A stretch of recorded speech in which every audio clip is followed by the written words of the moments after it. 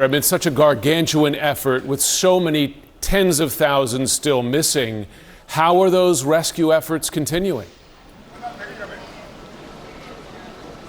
These rescue efforts here, Jim, are fueled by the glimmer of hopes, the sparks of hope that videos like the rescue of that 18 days old baby, 16-year-old woman, those miraculous rescues that we've seen in the last few days. We're actually here in the center of Caracas, where the search and rescue operations are still continuing, with at least 3 excavators making their way through the rubble just behind my back, and they're hoping to locate someone who may still be trapped under the pile of debris. Here is Caracas, where we're able to come up and speak to you live because the connectivity has been reestablished. There is a lot of resources. The press is staying here.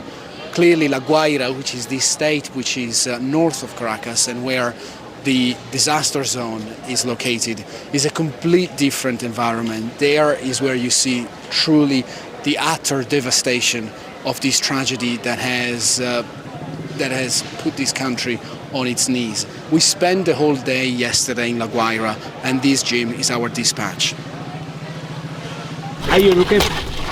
Rescue workers are digging their way through rubble and dust to locate survivors in La Guaira, trapped for days under a pile of collapsed homes.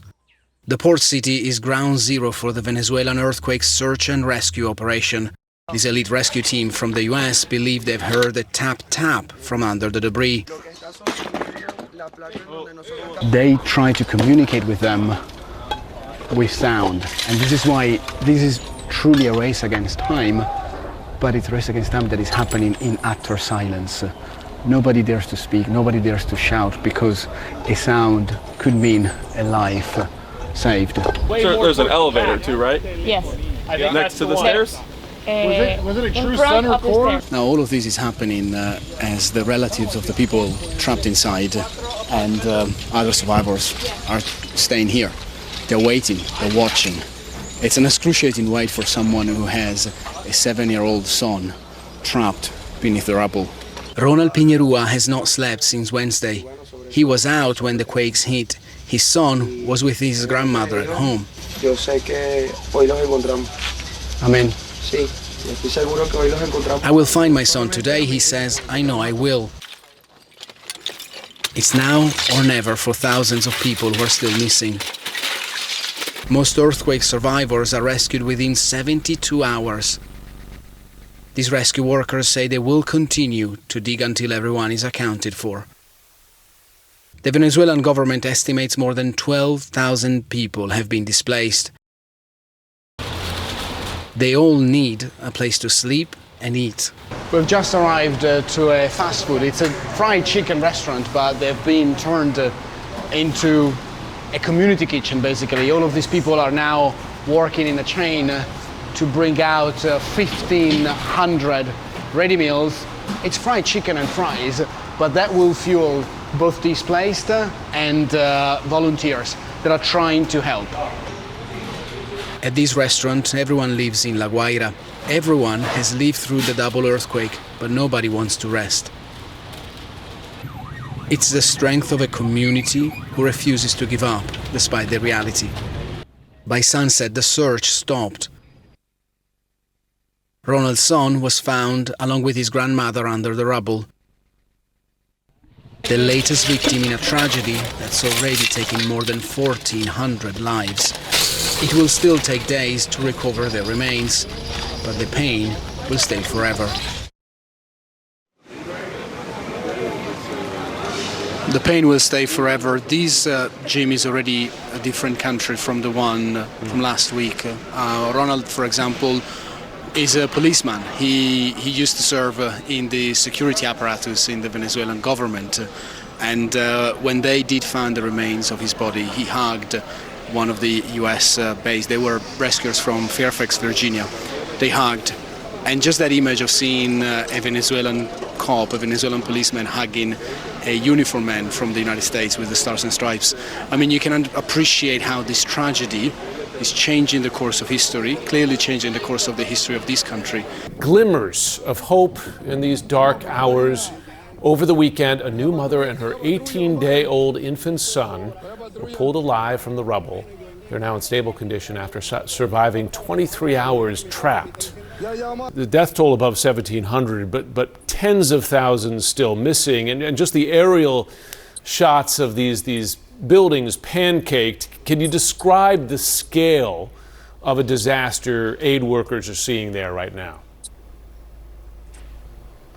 Yeah, Jim, it is absolutely huge. I mean, we estimate that 1.8 million people are affected, and that includes almost 700,000. And this is a huge, huge scale. And so what we are doing is we're doing everything we can to reach children, to make sure that we're able to get the basics of life to them, whether that's safe drinking water, whether that's shelter items, whether that's reaching them with psychosocial support. As you say, the aftershocks continue. And so the distress and the trauma that children go through, it is absolutely huge.